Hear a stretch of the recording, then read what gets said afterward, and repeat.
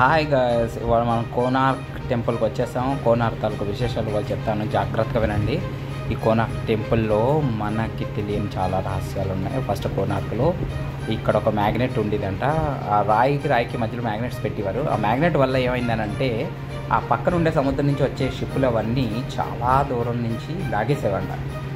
అంటే ఈ మ్యాగ్నెట్ పవర్కి వాళ్ళకి లాంగిట్యూడ్ తెలియక ఆ మొత్తం మ్యాగ్నెట్స్ వల్ల లాగేసేదంట. అప్పుడు ఉండే రాజులు ఏం చేశారంటే దాన్ని బ్రిటిష్ వాళ్ళు కూలగొట్టేశారు. ఆ తర్వాత లోపల ఉండే విగ్రహాన్ని అందరూ చూడడం వల్ల ఏమవుతుందంటే ఇది మెయిన్ ద్వారం ఇది కూడా మూయించేశారు. స్వామివారి ముందు ఉండేవారు అందరూ, ఇప్పుడు మూయించేశారు. అలాగే ఇది నాట్య మండపం అని ఒక ప్లేస్ ఉంది. ఆ కరెక్ట్గా ఆ నాట్య మండపం నుంచి చూస్తే స్వామివారి గుడి స్ట్రైట్గా కనబడుతుంది మనకి. చాలా ప్లెజెంట్గా కూడా తీసుకోవడం మంచి ప్లేస్, చాలా బాగుంటుంది, చూడండి.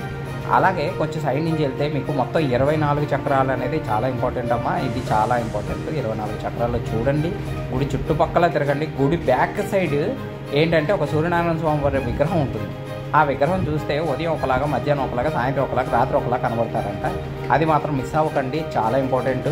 ఇక్కడ గడియారం అని పెట్టారు కానీ ఆ గడియారం అనేది మనకి కనిపించలేదు. కాకపోతే ఇక్కడ ఉండే శిలాశిల్పాలు ఏవైతే ఉన్నాయో చాలా బాగున్నాయి, చాలా బాగా చేశారు. ఫ్యామిలీతో వెళ్తే చాలా బాగా ఎంజాయ్ చేస్తారు. పిల్లలకైతే చాలా సరదాగా ఉంటుంది, ఆడుకోవడానికి ప్లేస్, చల్లని గాలి కూడా ఉంటుంది.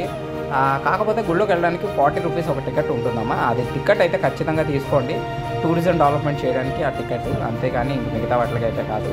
ఆ గుడిని చూడాలనుకున్న వాళ్ళకి చాలా బాగుంటుంది. ఇప్పుడు అక్కడ ఆర్కియాలజీ డిపార్ట్మెంట్ అక్కడ ఈ బ్యాక్ సైడ్ నుంచి ఒక ఇది వేశారు పైకి ఎక్కడానికి. వాళ్ళు ఎప్పటికప్పుడు దాన్ని పర్యవేక్షిస్తూ ఉంటారంట.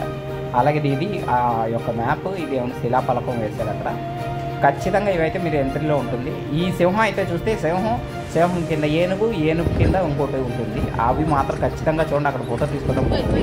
అలాగే టెంపుల్ తీసేటప్పుడు నాకు చాలా మనసులో చాలా మంచి ఫీలింగ్ అయితే కలిగింది. ఒకసారి అందరూ విజిట్ చేయవలసిన ప్లేస్, ఖచ్చితంగా విజిట్ చేయండి.